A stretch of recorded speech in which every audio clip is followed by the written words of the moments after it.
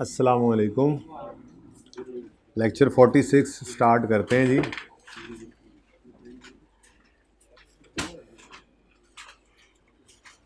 जल्दी से property plant equipment के अकाउंट बना दो, IFRS और टैक्स वाले दोनों।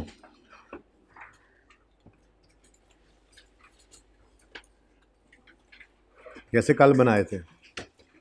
सवाल आपके सामने।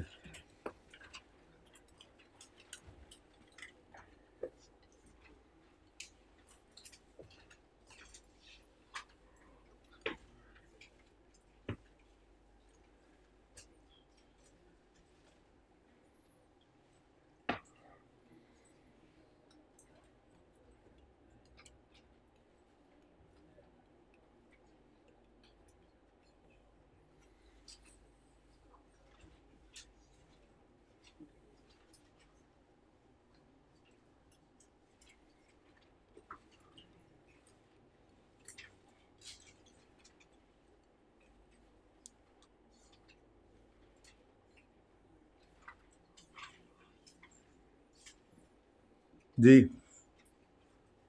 बना लिए सब ने?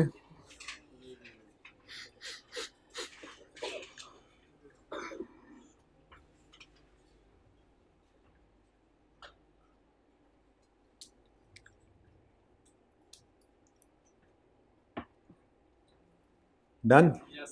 अच्छा, अब इधर देखें। पहले तो वो डाटा जो गिवन है वो लिख लेंगे, ठीक है। सवाल बाद में लिखना चाहिए था, कुछ बच्चे सवाल लिखी जा रहे हैं। पहले जवाब लिख लेते, सवाल तो पहले सवाल तो बाद में भी लिखा जा सकता था। अब इधर देखें सब।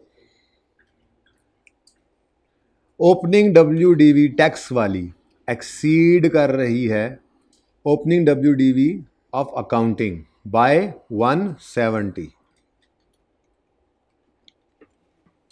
जो डाटा गिवन है वो तो उसकी बात कर रहे हैं, ब्रॉड डाउन, ठीक है। ये बता दिया। अगला, accounting depreciation exceeds tax depreciation by 13, 15, ठीक है। ठहर जाओ, 0, सॉरी। अच्छा, बात और तरफ ज़हन चला गया था जी। ओपनिंग बुक वैल्यू टैक्स की ज़्यादा है अकाउंटिंग वाली बुक वैल्यू से 170। डेप्रीसिएशन अकाउंटिंग वाली 15 ज़्यादा है टैक्स से। अब ये सूरत हाल आते ही आपको पता है IFRS वाला अकाउंट जो है वो कल जैसे टैक्स वाला एबनॉर्मल हो रहा था, ये एबनॉर्मल हो रहा है। तो ऐसी सूरत के अंदर आपको यहाँ पर कुछ भी ऐड करना है, लेकिन इसके साथ अज्यूम लिखना पड़ेगा आपको। अज्यूम किया हमने ब्रॉड डाउन 100, और फिर यहाँ पे भी 270। ये क्या किया हमने? अज्यूम, ठीक है। जो भी हो, क्लोजिंग और ओपनिंग का डिफरेंस वही रहना चाहिए। क्लोजिंग कितना बैलेंसिंग? 85।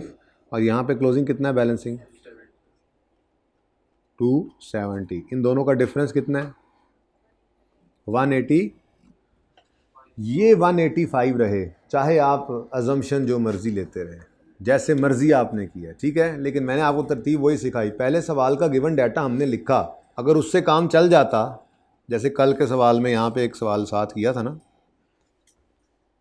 ये नहीं, ये तो अभी किया है। ऐसा एक सवाल बहरहाल सवाल के अलावा भी किया था, जिसमें मैंने कहा था कि हो सकता है कुछ अजम्पशन लेने की ज़रूरत ना पड़े, नॉर्मल रहे तो कोई अजम्पशन लेने की ज़रूरत नहीं, ठीक है। अजम्पशन सिर्फ तब लेते हैं जब इनमें से कोई अकाउंट अब नॉर्मल वे में ट्रीट होने लग जाए। अब आगे अजम्पशन क्या ली, किसी ने 100 लिया, किसी ने 1000 लिया, किसी ने 150 लिया, किसी ने 250 लिया, जो मर्जी करें, बट डिफरेंस यही होना चाहिए 175 का। ओपनिंग का डिफरेंस कितना है? 170। क्लोजिंग का डिफरेंस कितना है? 175, 85। ओके, ठीक है, सही है। उसके बाद हमने रेकन्सिलिएशन कल बनाई थी, और सवाल में हाँ ये रहे ना, ये रहा। इसमें अजम्पशन कोई भी नहीं ली थी, है ना। ये सवाल मैंने कहा था अजम्पशन खाम खा नहीं लेनी, चले मिल गया ये भी। अच्छा जी, उसका हम सवाल कर रहे थे कल, ये डिफरेंट रेट वाला सवाल ये था, याद है? ठीक है ना। हमने फिर इसको अप्लाई किया था सवाल के अंदर जाके, लेकिन एंड पे जाके ना बच्चे कुछ गड़बड़ा रहे थे जब रेकन्सिलिएशन बनी थी।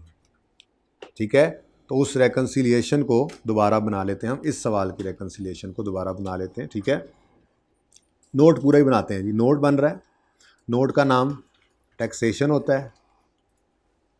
कोई सा नंबर दे दें, नंबर 5 कर दें, 6 कर दें, 5 कर दें। 5.1 टैक्स एक्सपेंस,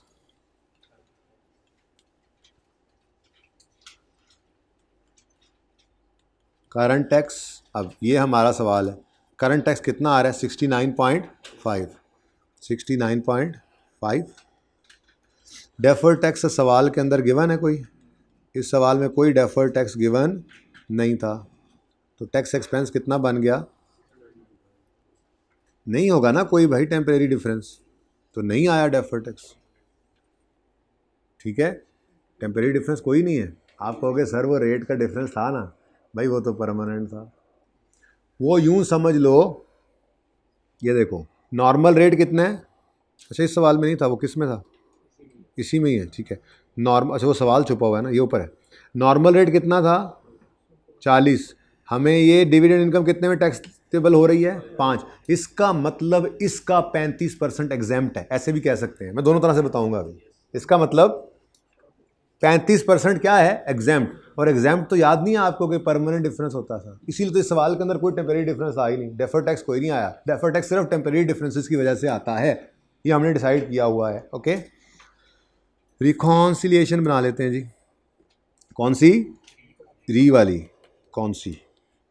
री वाली, सिएशन, रिकॉन्सिलिएशन। पूरा नाम इसका पता है ना? Of profit before tax with tax. इसमें कोई फनकारी कभी नहीं लगानी, हमेशा पीबीटी से स्टार्ट करना है इसको जी। पीबीटी सवाल में गिवन है 200, 200। इसको डबल अंडरलाइन करके यहाँ पे रोक देंगे। इसके बाद टैक्स रेट, और हमेशा टैक्स रेट उठाएंगे यहाँ पे जनरल वाला, क्योंकि हर आम बंदे को तो नहीं पता होता डिविडेंड पे क्या रेट चल रहा है, वो तो देखना पड़ेगा उसको लॉ खोल के। लेकिन हर आम बंदे को ही पता होता है, कंपनी के अंदर कोई इन्वेस्टर है या यूज़र है, कि कंपनी की टैक्सेशन पे क्या रेट चल रहा है आजकल। क्या क्या चल रहा है वैसे कंपनी के टैक्सेशन? 29 पे पहुँच गया। अब देखो इस भाई को ही पता है, लेकिन डिविडेंड की हो सकता है अब साल बाद इसको भूल जाए बात, टैक्स ना पड़े तो। ठीक है, ओके, 15% वो भी याद है। चलें, बहरहाल वो आपको याद है, लेकिन आप चूँकि इस फील्ड में आप टैक्स पढ़ रहे हैं, आप इस फील्ड के बंदे हैं, हो सकता है जो दूसरा यूज़र हो, जैसे शेयर होल्डर हो, उसको वैसे तो उर्फ़ आम में पता हो कंपनी के टैक्सेस के ऊपर हर किसी को पता होता है 29% रेट है, लेकिन बीच में कैपिटल गेन पे क्या ट्रीटमेंट है, डिविडेंड क्या है, वो नहीं भी पता होता। तो हमेशा रेट कौन सा उठाना है? जनरल वाला। और फिर कैलकुलेटर से टैक्स निकाल के बताओ 80। अब ये रेकनसाइल नहीं कर रहा, तो हमने कहा था जी लेस कर देंगे। ठीक है, टैक्स इफेक्ट ऑन डिविडेंड। अब अगली बात, मैंने ये कहा था इस 200 में है कितना? 30। इस 200 में 30 पड़ा है। हमने ये निकालते, ये कैलकुलेट करते तो निकाल दिया था ना उसको, ये कैलकुलेट करते निकाल दिया। सॉरी, तो उसमें भी 30 ही है, तो सेम। हाँ, टैक्स रेट भी सेम है। हाँ, मतलब जो मैं बात कर रहा हूँ वो तो सेम है ना यार। जनरल रेट 40% है, 30 ही पड़ा है, ये 30 प्रॉफिट्स में पड़ा है। हमने करंट टैक्स निकालते इसको माइनस कर दिया था, क्योंकि ये सेपरेट रेट वाला था। अब जब रेकन्सिलिएशन बनाने आए, तो रेकन्सिलिएशन में तो हमने प्रॉफिट बिफोर टैक्स पे जनरल रेट लगाना होता है, तो इस 200 पे पूरा 40% लगा, तो हमारे वाले इस 30 पे भी पूरा 40% लग गया। हम क्या कह रहे हैं? ज़्यादा कितना लग गया?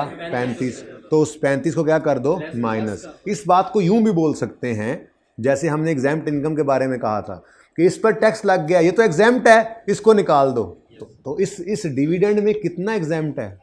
40% तो जनरल रेट था, हमने डिविडेंड पे कितने परसेंट रेट दिया? 5, तो मतलब 35% एग्जाम्प्ट ही हुआ ना। तो इस तरह से भी हो सकता है, ये एग्जाम्प्ट जैसा ही है।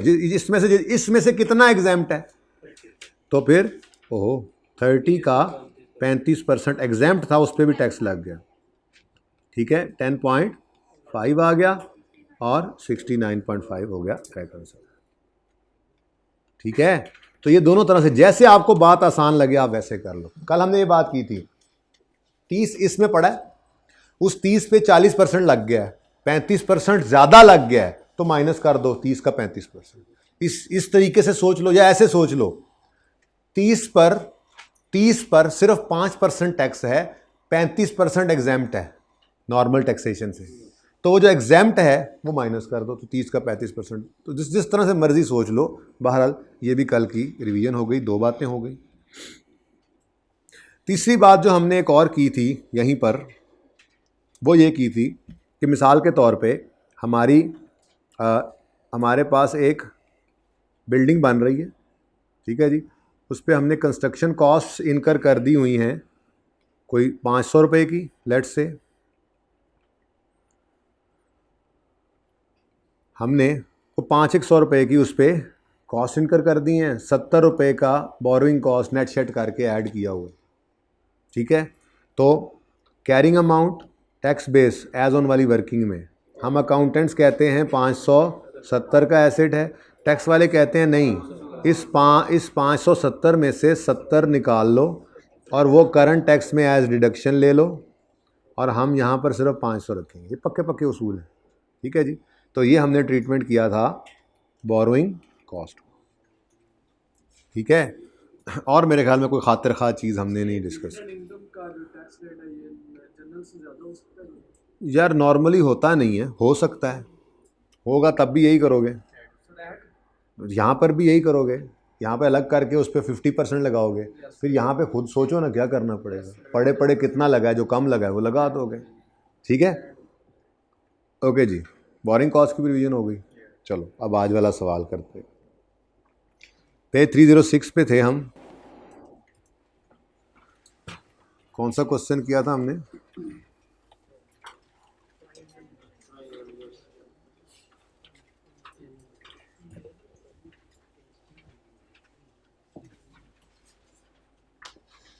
उससे अगला सवाल कौन सा है? गैलेक्सी करते हैं। Page 306 question number 8, galaxy इंटरनेटियोनल।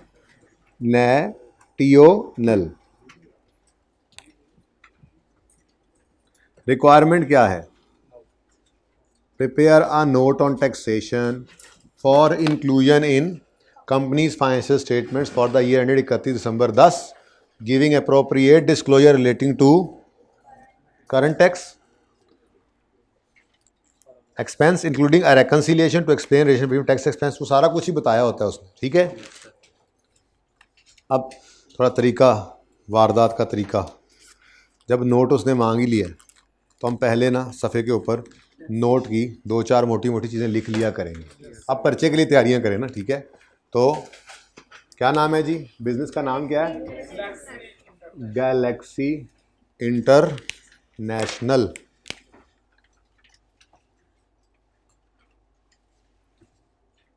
Notes to the, अब पर्चे में ये सवाल आया हुआ है ना, तो पूरा सब कुछ एफएस नहीं लिखना आपने। फॉर द ईयर एंडेड, क्या है ईयर एंड? 31 दिसंबर 2010। फिर ये नोट्स हैं, कोई नोट का नंबर शंबर लगा दो। नंबर 5 टैक्सेशन, भाई आए हैं जगह दे दो। 5.1 में टैक्स एक्सपेंस, इनकी मेहरबानी है कि ये आ गए। टैक्स एक्सपेंस में करंट टैक्स एक्सपेंस भी आता है और डेफर्ड टैक्स एक्सपेंस भी आता है।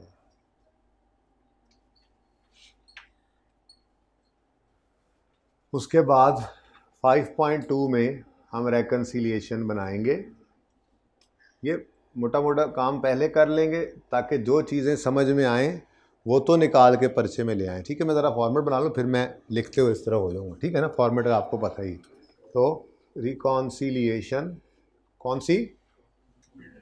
रीवैल्यूएशन, अच्छा, conciliation of PBT with tax. इसमें हम सबसे पहले पूरा लिखना है, चलो मैं पूरा लिख। प्रॉफिट, अब एग्ज़ाम का सवाल कर रहे हैं ना हम ऐसे, प्रॉफिट बिफोर टैक्स, फिर डबल अंडरलाइन लगा के नीचे टैक्स रेट और फिर टैक्स। रेकनसाइल कर गया तो फबिहा, ना किया तो फिर रेकनसाइलिंग आइटम भी डाल देंगे। ये आपका पहला सफ़ा।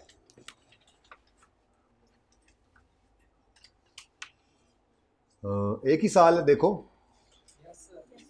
कंपैरेटिव की जिक्र तो नहीं ना है बाबा, फिर कोई ज़रूरत नहीं, फिर कंपैरेटिव नहीं। जब तक IS8 के अलावा कोई ऐसा टॉपिक नहीं है जिसमें वो ना भी कहे तो हम कंपैरेटिव बनाएं। FR1 में आपको ये बात बता दी जाती है, IS8 वो वाहिद टॉपिक है जिसमें कंपैरेटिव का कहे या ना कहे हमने बनाना होता है, वरना जब तक कंपैरेटिव ना कहे तब तक नहीं बनाएंगे। ओके, अच्छा अब उसके बाद अगली कहानी अब आपको पता है। अगर देखो नोट सामने आ गया तो हमें क्या क्या चाहिए, करंट टैक्स और डेफर्ड टैक्स। अगर करंट टैक्स है तो वो बनेगा, निकलेगा हमारा कैलकुलेशन ऑफ करंट टैक्स वाली वर्किंग में, TBT एड लेस वाली वर्किंग में।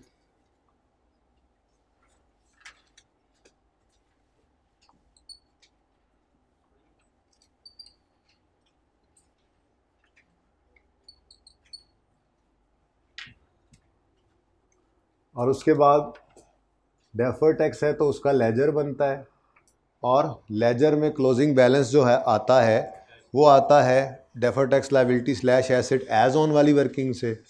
तो वैसे ये तो बाद में ही ओपन करेंगे, चलो ठीक है, वर्किंग का नंबर मैं चेंज कर दूंगा, लेकिन मैं वैसे बता रहा हूँ सवाल के हिसाब से वर्किंग करते चलेंगे ना, क्योंकि करंट टैक्स की वर्किंग तो फ़ौरन ही ओपन हो जाती है, पहली डिस्म पढ़ते ही डेप्रिसिएशन नज़र आ जाती है अक्सर। बहरहाल डेफर्ड टैक्स लायबिलिटी भी हो सकती है, एसेट भी हो सकता है, एज ऑन 31 दिसंबर 2010।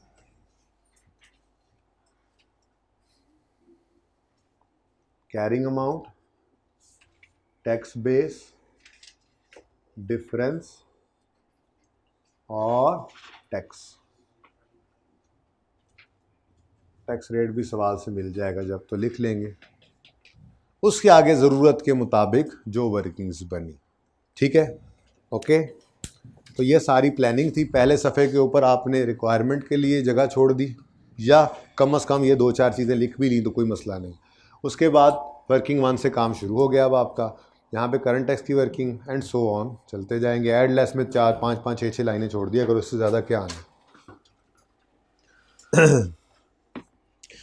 The following information relates to Galaxy International GI, a listed company which was incorporated on 1 January 9, और हम इस वक्त खड़े हैं 10, अच्छा यानी कि पिछले साल बनी थी।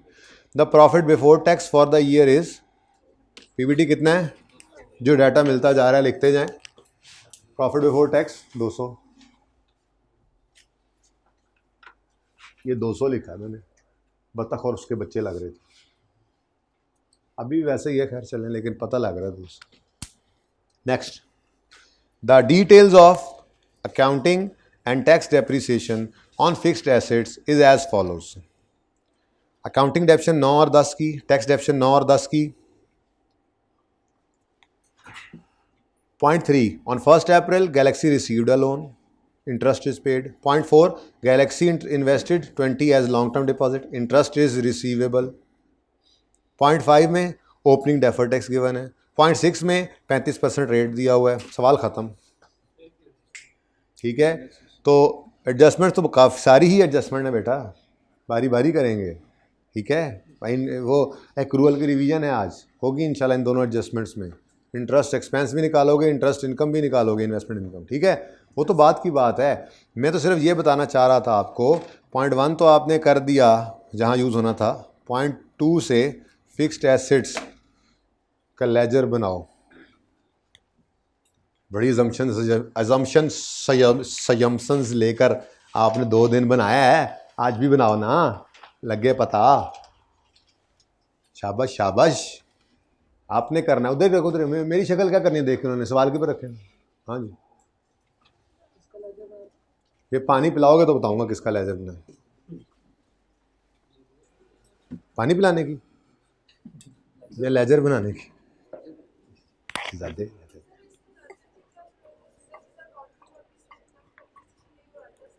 चले, ठीक हो गया। फिर डेफर्ड टैक्स का क्या करेंगे? वही क्लोजिंग है। कैसी बात कर दी भाई ने, जी क्लोजिंग का बिफोर टैक्स का क्या करें?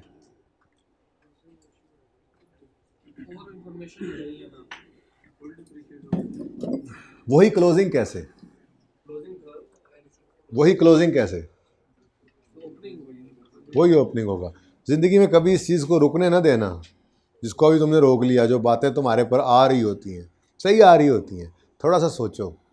इनकॉर्पोरेट हुई है 1 जनवरी 9 पर, तो 9 और 10 की डेप्शन है, तो फिर यही क्लोजिंग बन जाएगी ना, 9 की क्लोजिंग फिर 10 की क्लोजिंग एज ऑन। लेकिन मसला क्या है, पहले मसला समझाता हूँ। इसका दूसरा हल भी है, जैसे 2 दिन से कर रहे हैं ना वैसा भी बना लेंगे, सब्र कर जाओ। लेकिन फिलहाल जो बफलो ब्राउन है उसकी बात कर लें। जो बफलो ब्राउन है उसकी गल कर लें। ये वाला सफ़ा हम यूज़ कर रहे हैं ना वर्किंग्स के लिए आजकल। देखो भैया भैनों ते भरावो, मसला ये है, हमारे 2 साल्स हैं,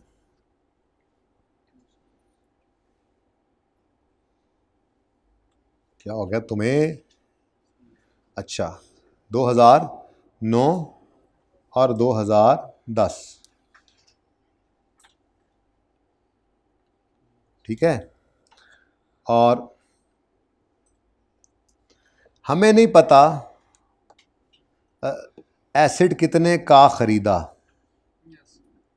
ठीक है, लेकिन हमें ये ज़रूर पता है कि अकाउंटिंग वालों ने 15 डेप्रीशिएट किया।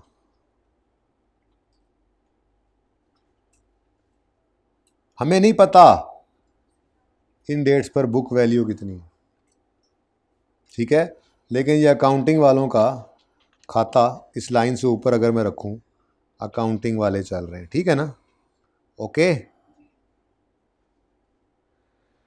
हमें नहीं पता कॉस्ट कितनी है एसेट की, लेकिन हमें ये पता है टैक्स वाले कह रहे हैं पहले साल 45, दूसरे साल 6।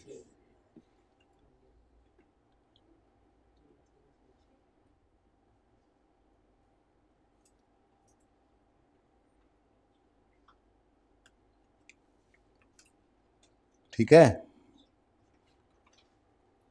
तो ऐसा करते हैं कि आज हम वर्किंग नंबर 1 और 2 हो गई है ना, 3,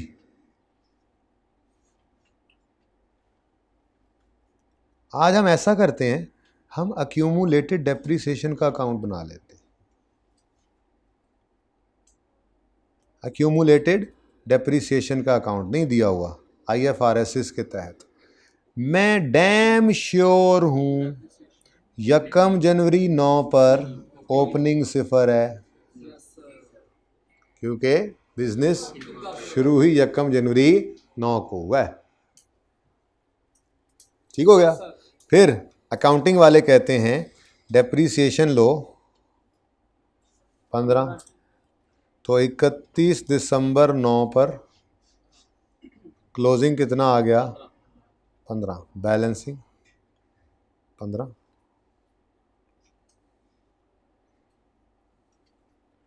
1 जनवरी 10 पर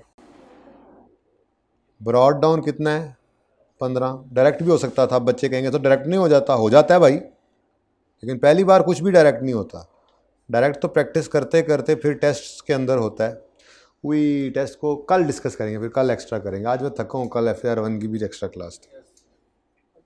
असेसमेंट डिस्कस करें हैं,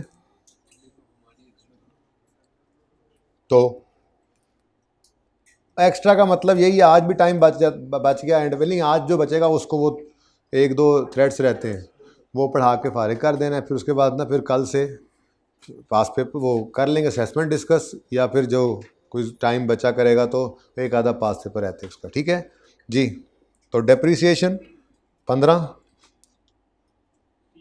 और ये, क्या ख्याल है? सही है।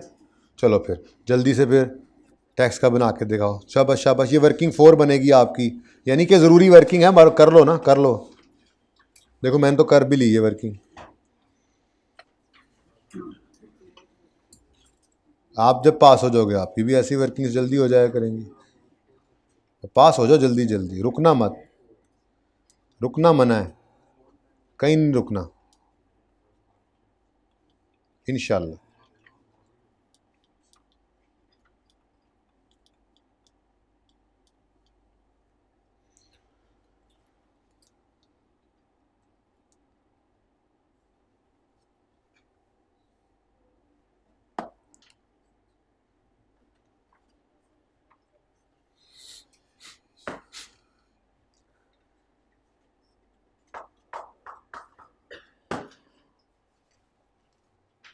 जल्दी जल्दी जल्दी जल्दी।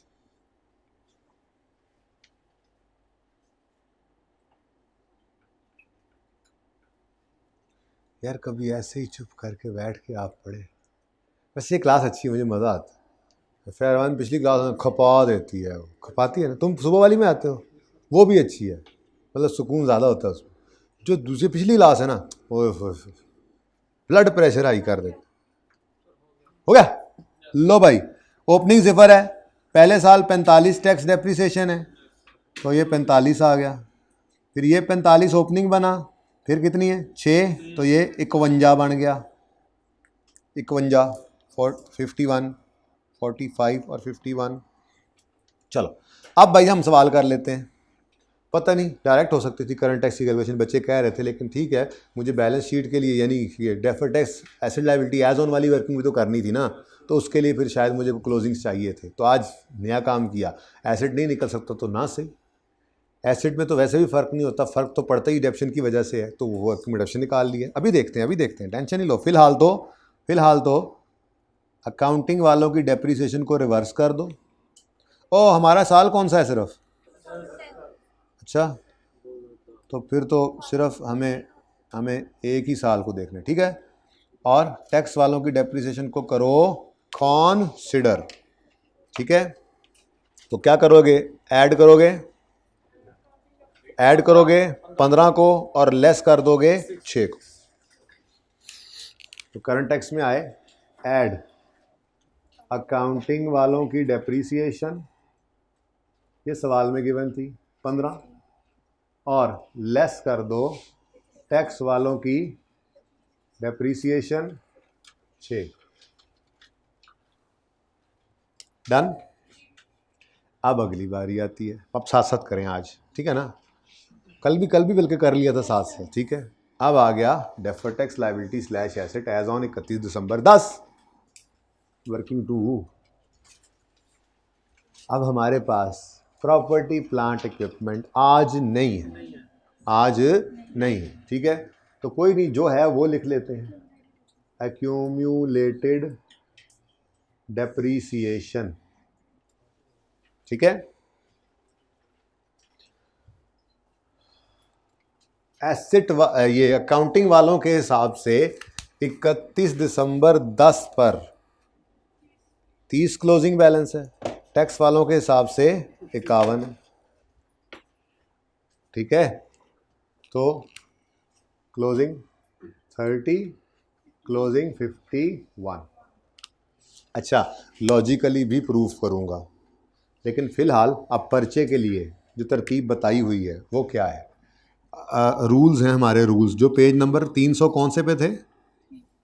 303 पे थे, जिसमें हमने पढ़ा था rule 1, carrying amount of asset अगर ज़्यादा है टैक्स बेस ऑफ एसेट से, तो ये बनेगा टैक्सेबल टेम्परेरी डिफरेंस, जिससे डेफर्ड टैक्स लायबिलिटी बनती है।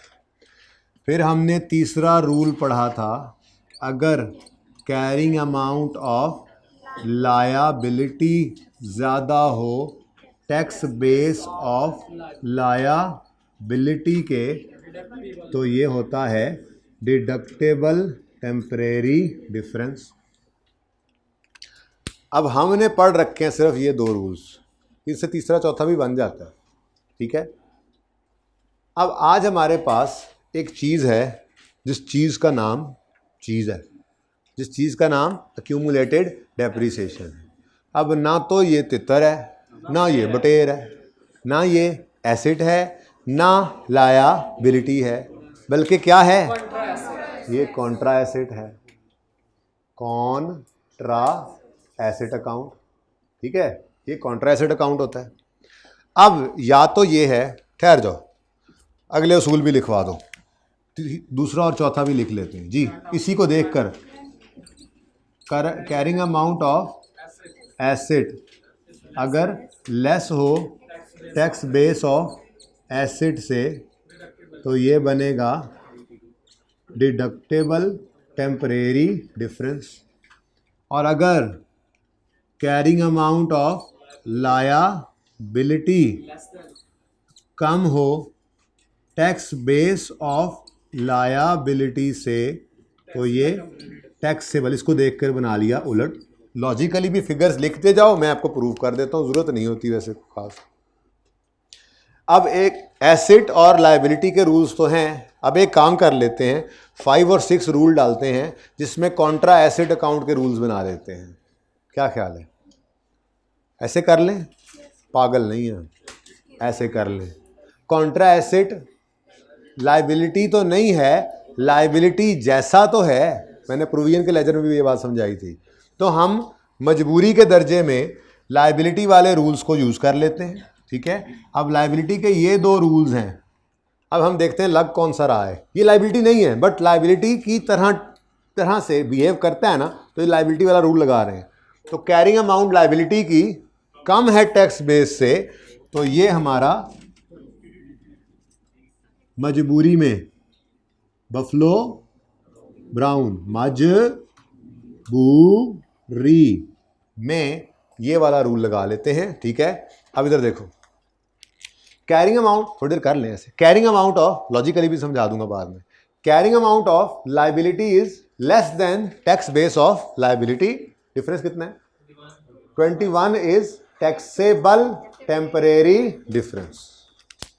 डन, ठीक है, यहां तक को मसला। अब थोड़ी देर के लिए, इसकी लॉजिक तो बाद में समझा दूंगा, वैसे ज़रूरत नहीं है, लेकिन थोड़ी देर के लिए हम कोशिश करते हैं बगैर अजम्पशन लिए हम चले हैं। हम अजम्पशन ले लेते हैं। अज्यूम कर लो कोई कॉस्ट एसेट की, अज्यूम कर लो 100, 85, 70, और लेकिन ये हमने क्या किया है, ये हमने अज्यूम किया है। अजम्पशन को अवॉइड करने का बोला है वैसे तो। अब ये जो अज्यूम किया है ये तो दोनों तरफ सेम ही होना है ना, ठीक है, ये अज्यूम्ड है जी। बुक वैल्यू 55 और 49, ठीक है। लेजर बन गया हमारा, एसेट अकाउंट का लेजर बुक वैल्यू पे बना दिया हमने, ठीक है। बनाना है तो क्या बता दो, जल्दी जल्दी जल्दी जल्दी, ऐसे जल्दी से बना लेते हैं, जल्दी से। सिर्फ 2010 का मैं बना देता हूँ, चलो शुरू से ही बना लेते हैं। पीपीई बुक वैल्यू पे अकाउंटिंग वालों का जी 100, हाँ एडिशन अज्यूम किया हमने 100, डेप्रिसिएशन 15, क्लोजिंग 85, यही लिखा था मैंने। फिर opening 85,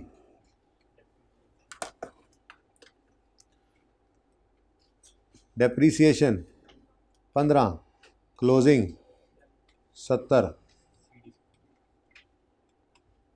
tax assume PPE tax वालों का बुक वैल्यू पर assume cash 100, depreciation closing brought down, कल वाला काम किया है 55, डेप्रीसिएशन क्लोजिंग 49, अज्यूम करके बन गया। अब ये देखो सिर्फ 10 कर रहे हैं, अकाउंटिंग वालों की डेप्शन रिवर्स करो, टैक्स वालों की डेप्शन रिकॉर्ड करो। अगर हम इस तरह से चल रहे होते, 15 ऐड 6 लेस, डेफर्ड टैक्स की वर्किंग में आए 70, कैरिंग अमाउंट 49 टैक्स बेस ये मैं और करके था, प्रॉपर्टी प्लांट एंड इक्विपमेंट 70 और 49।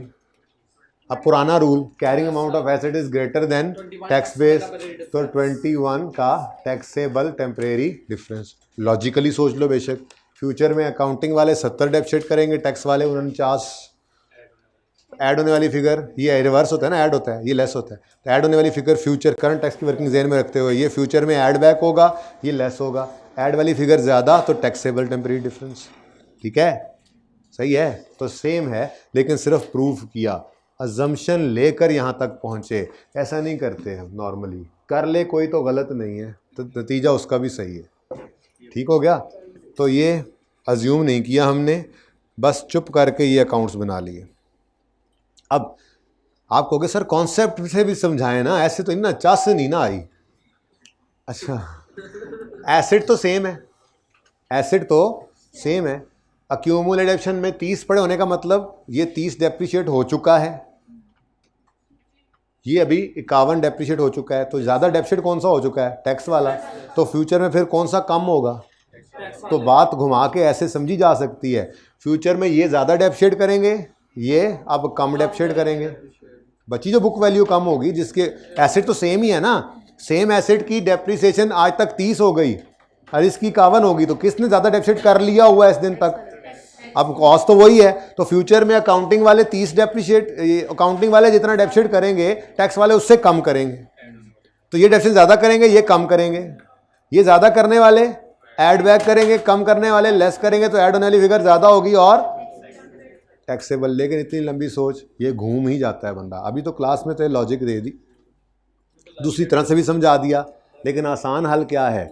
जब पर्चे के अंदर IS 12 का सवाल आए तो छोटी सी वर्किंग, छोटा करके इसलिए जान के लिखा है यहाँ पे, इतना कुछ लिख लो बस, इससे आगे DTL भी लिख लो, लिखना है तो उसी वक्त।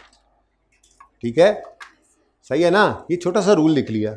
अब जैसे ही इस तरह की कोई चीज़ आ गई है बदतमीज सी, तो कोई मसला नहीं है, एसेट होगा या लायबिलिटी होगी, या इनका कॉन्ट्रा एसेट अकाउंट होता है normally, provision for doubtful debt आ जाता है, या प्रोविजन फॉर ये अक्यूमुलेटेड डेप्रिसिएशन आ जाता है, तो ये कॉन्ट्रा एसेट अकाउंट्स हैं। वरना प्रोविजन फॉर ग्रेचुइटी तो लायबिलिटी है ना, प्रोविजन फॉर वारंटी तो लायबिलिटी है ना, वो तो पैसे पे करने होते हैं। लेकिन ये प्रोविजन फॉर डाउटफुल डेट है या ये डेप्रिसिएशन है, ये कोई लायबिलिटी नहीं है, ये कॉन्ट्रा एसेट है, तो कोई बात नहीं, उनको लायबिलिटी की तरह बिहेव करने की वजह से ये सजा दे दो, लायबिलिटी वाला रूल लगा लो।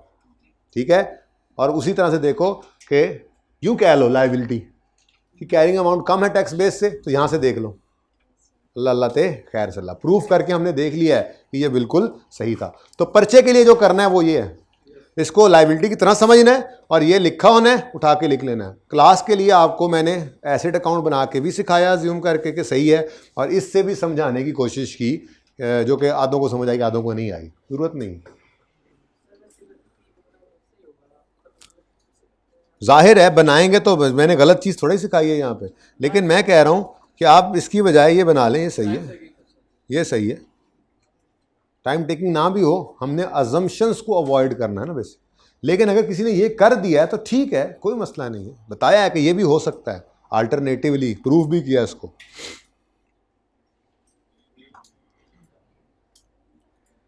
बिजली ले रहे हैं हम ईरान से, सुना है, और कितने गया मेरा साथ उधर है। लेकिन हम ऐसे क्यों कर रहे हैं, हम ऐसे क्यों नहीं कर रहे? लो भैया, एडजस्टमेंट 2 इज ओवर। ये हम कह सकते हैं कि जो लेजर जो है वो क्रेडिट नेचर का है, हाँ, तो उसका अगर कैरिंग अमाउंट लेस देन, जो क्रेडिट नेचर का है वो लाइबिलिटी है या लाइबिलिटी जैसा है, बस गल खत्म, वही कहो फिर।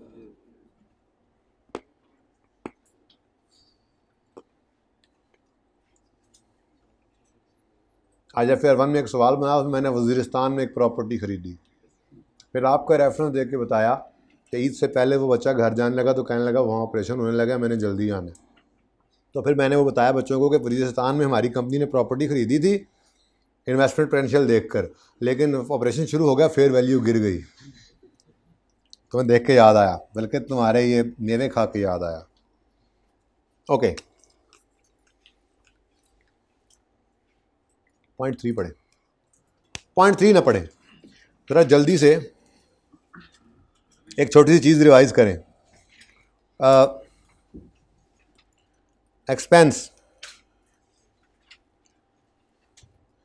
जितना इनकर हो चुका था वो भी नहीं पे किया। इस भाई को हमने रेंट पे दिया घर, जितना बनता था वो भी नहीं पे किया, पेएबल। दोरफटम की, सॉरी, थोड़ा डांटा डूंटा, थोड़ा समझाया, अगली बार जज्बाती होके इकट्ठा ही पे कर दिया अगले साल का भी। एक्सपेंस प्रीपेड भी हो सकता है, पेएबल भी। इनकम अगर जितनी कमाली हुई है उतनी नहीं रिसीव हुई तो रिसीवेबल, और पहले रिसीव कर लिया अभी कमाई नहीं है तो अनअर्न्ड या डेफर्ड। तो ये है अक्रूवल की दुनिया, ये है अक्रूवल की दुनिया, ये है अक्रूवल की दुनिया। जी नहीं, अक्रूवल बेसिस, ठीक है। एक होता है जी टैक्स, एक जहान वो भी है, इधर देखो एक मिनट थोड़ा सा, एक जहान वो भी है जिसमें ऐसी कोई चीज़ एग्जिस्ट ही नहीं करती जिसका नाम हो पेएबल, जिसका नाम हो पेएबल, प्रीपेड, रिसीवेबल, अनअर्न्ड। ये दुनिया जो है ना, ये दुनिया, ये एक्रूवल की दुनिया जो है, ये हम अकाउंटेंट्स की दुनिया है। टैक्स वाले ये नहीं कि एक्रूवल पे चलते ही नहीं है, वो may be cash, may be accrual, ठीक है। देखो पक्के पक्के उसूल, प्रोविजन फॉर डाउटफुल डेट पक्का उसूल बता दिया, प्रोविजन फॉर ग्रेचुटी पक्का उसूल बता दिया, लीज रेंटल वगैरह पक्का उसूल बता दिया, बोरिंग कॉस्ट पक्का उसूल बता दिया, ठीक है। लेकिन बाकी जो एक्सपेंसेस होते हैं, ये इनकम्स होती हैं, उनके बारे में हमें टैक्स वाले बताते हैं। अगर तो टैक्स वाले ये कह दें कि हम कैश बेसिस पर चल रहे हैं, तो फिर अगर कैश बेसिस पे होंगे तो फिर दीज केड़े these four accounts do not exist. और अगर वो भी आ जाएं हमारे हाथों से हाथ मिला लें, तो ऐसी सूरत में उनके यहाँ भी ये अकाउंट्स होंगे, ठीक है। इधर एक्रूवल की हमने रिवीजन की। अच्छा, अब एडजस्टमेंट 3 क्या है। On 1 April 10 Galaxy received a loan of 25 million at 8%। Loan लिया है किस दिन, 1 April 10। Interest is paid in arrears on 30th September and 31st March each year. Assume, ये नहीं बड़ा अकाउंटिंग वाला काम तो कर लें, अभी टैक्स को छोड़ो, टैक्स को अभी नहीं पढ़ना, ठीक है। टैक्स को ओपन करेंगे बाद में, अभी FAR 1 बल्कि इंट्रो तो रिवाइज कर लें। इंट्रो के अंदर भी FAR 2 मिक्स हो जाती है, देखो कितनी बदतमीज़ है। इंट्रो का एक रूल बेसिस ऑफ अकाउंटिंग, ठीक है। ये सिंपल सा काम है। अगर मैं आपसे कहूँ मुझे इंटरेस्ट एक्सपेंस का लेजर बना दें तो बना देंगे, ट्राई तो करें। इंट्रो FAR 1 2 दफ़ा रिवाइज किया हुआ है, अभी फिर मैं भी करवा देता हूँ दोबारा FAR 2 में। बनाए आजकल रवाज बदला हुआ है। कुछ बच्चे तो सोए होते हैं क्लास में, बाकी पहले काम कर रहे होते हैं और बाद में मैं कर रहा होता हूँ काम। और जब मैं कहता हूँ सोए तो जाग भी जाते हैं। ये बड़ी शुक्र की बात है, अल्लाह का बड़ा एहसान है।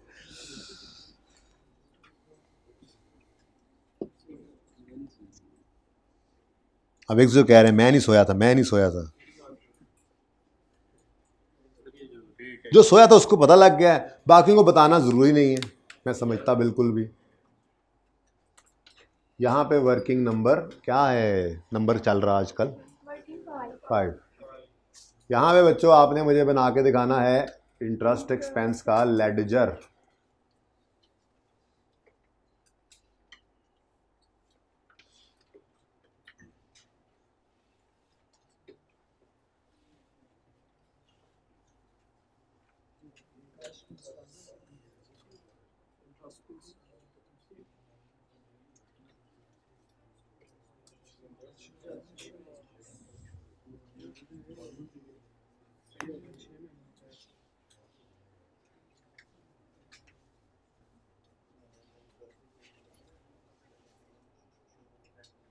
दो कुल एजेस की जगह मैंने निकाल ली है बोर्ड पे भी, इस वाले बोर्ड पे।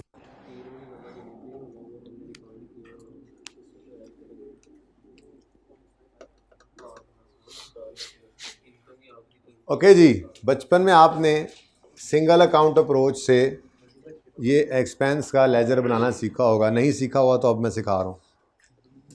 इसमें हम लोग सबसे पहले वो एक ही अकाउंट बनाते हैं, प्रीपेड पेएबल भी उसी में, कैश पेमेंट भी उसी में, एक्सपेंस की फिगर भी वहीं से निकाल लेते हैं, सिंगल अकाउंट अप्रोच। इसमें सबसे पहले हम ढूंढते हैं कोई ओपनिंग तो नहीं है। तो हमारे सवाल में लिखा हुआ है 1 अप्रैल 2010, हम 2010 में खड़े हैं, 1 अप्रैल 2010 को तो ये लोन आया है, तो ओपनिंग तो कुछ नहीं था, ठीक है। दूसरा स्टेप हम देखते हैं कैश कितना पे हो गया, कैश कितना पे हो गया। तो सवाल में कहा जा रहा है, सवाल ये कह रहा है कि जी लोन आया है हमारे साल में,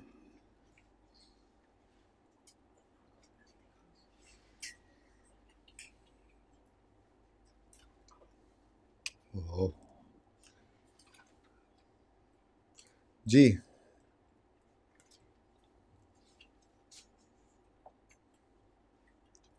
लोन आया हमारे साल में, ये हमारा साल है जी 1 जनवरी 10, इसमें 1 अप्रैल 10 पर लोन आया, ठीक है जी।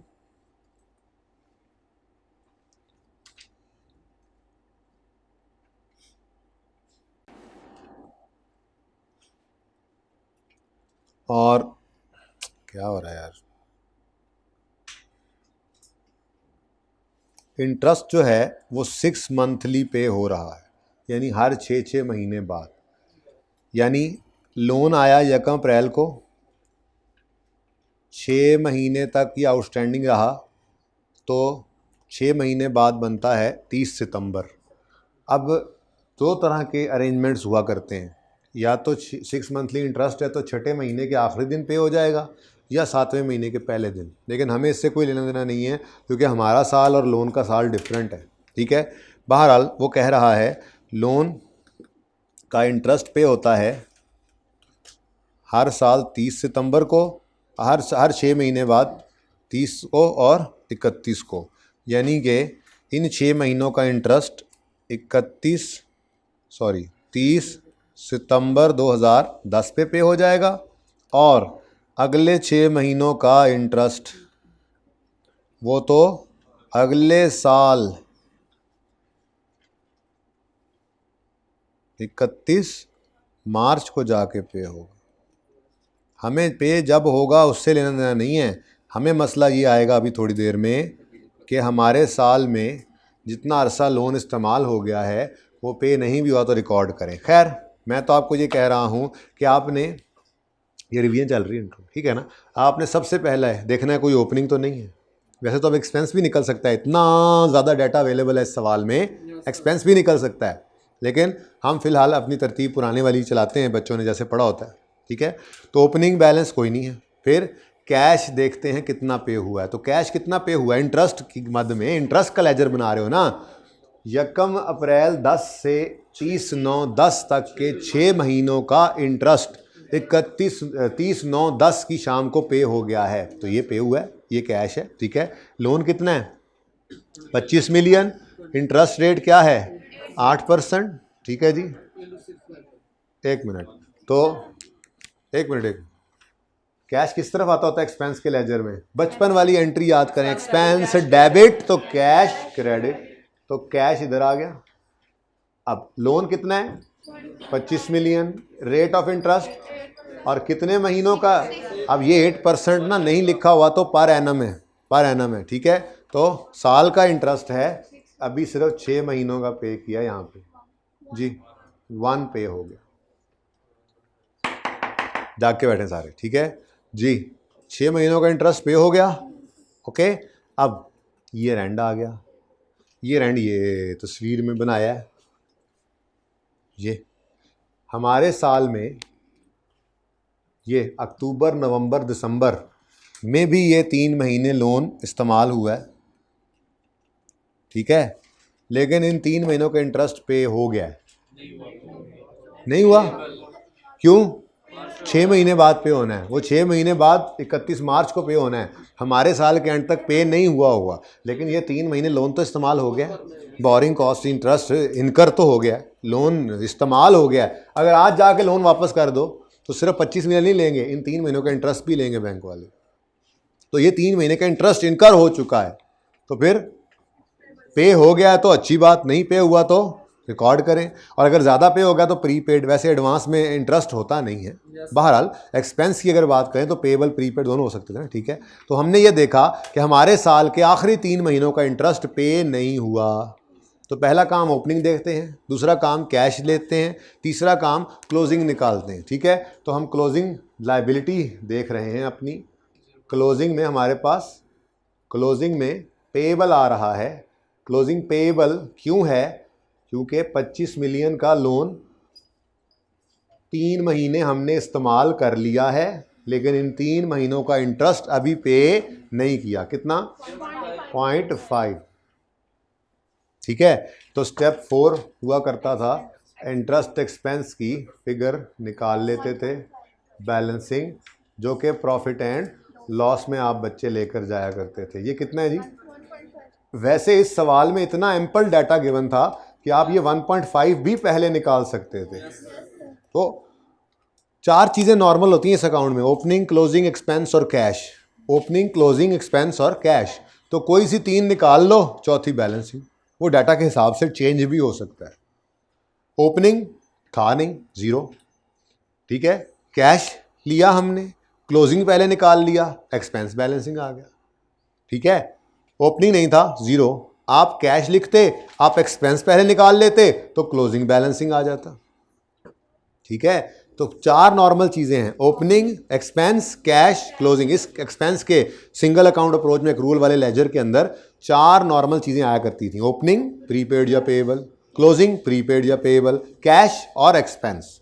इन 4 में से कोई सी 3 अवेलेबल होती हैं, चौथी आप बैलेंसिंग निकाल सकते हैं, ठीक है। तो आज वाले सवाल में डाटा इतना ज़्यादा था कि आप क्लोजिंग निकाल के इससे बैलेंसिंग निकाल लें, या इससे कैलकुलेट कर लें क्लोजिंग बैलेंसिंग निकाल लें, या ये दोनों कैलकुलेट कर लें इससे बैलेंसिंग निकाल लें। इतना एम्पल डाटा था, कहीं भी जा सकते हैं। लेकिन मैंने वो बचपन की तरतीब जो है उस्तादों की जो होती थी नॉर्मली आपके साथ, उसको रिवाइज करने की कोशिश की कि हम सबसे पहले ओपनिंग देखते हैं, नहीं मिला, फिर कैश रिकॉर्ड करते हैं और फिर क्लोजिंग निकालते हैं, बैलेंसिंग एक्सपेंस। तो डाटा के हिसाब से इसको रीअरेंज किया जा सकता है, ओके, ठीक है। यहाँ तक कोई मसला है तो बताएं। हमने प्रॉफिट एंड लॉस के अंदर क्या रिकॉर्ड किया हुआ है? हमने प्रॉफिट एंड लॉस के अंदर क्या रिकॉर्ड किया हुआ है? 1.5 रुपये का इंटरेस्ट एक्सपेंस, ठीक है। अब ये नहीं कि यहाँ को पक्का टक्का उसूल है, टैक्स वाले एक्सपेंस ही रिकॉर्ड करते हैं, टैक्स वाले पेड भी अलाउ करते हैं, ये दोनों तरफ जा सकते हैं। कभी एक्सपेंस कहेंगे जी, हम भी इसी को एक्सपेंस मानते हैं जी, ठीक है, आपका एक्सपेंस तो हमारा एक्सपेंस, कोई मसला नहीं, हम दोनों भाई भाई, गले मिलते हैं आके हमसे, अक्सर ऐसा होता है। और अक्सर ऐसा कहेंगे ना जी ना, एक्सपेंस हम नहीं अलाउ करेंगे, जो आपने पे किया है ना वो हमसे ले लो। तो ये सवाल हमें बताया करेगा। पक्के पक्के उसूल मैंने कह दिया आपको, प्रोविजन फॉर डाउटफुल डेट पक्का उसूल नहीं बताएगा, ठीक है, प्रोविजन फॉर ग्रेच्युटी पक्का उसूल नहीं बताया करेगा, लीजेस पक्का उसूल नहीं बताया करेगा, बोरिंग कॉस्ट पक्का उसूल वैसे बता देता है वो, खैर। लेकिन यहाँ पे जो बाकी एक्रूअल्स हैं, जो बाकी एक्रूअल्स हैं, इनकम्स के हों, एक्सपेंसेस के हों, उनके बारे में सवाल बताया करेगा। टैक्स वाले एक्रूअल पे भी हो सकते हैं, टैक्स वाले कैश बेसिस पे भी हो सकते हैं। तो हम आए अपने सवाल में, और सवाल में आके हमने जैसे ही सोचा कि हम इस ब्लैक लाइन को रिमूव करें, आमिर भाई ने कहा सेकंड पार्ट शुरू कर लें, तो करें।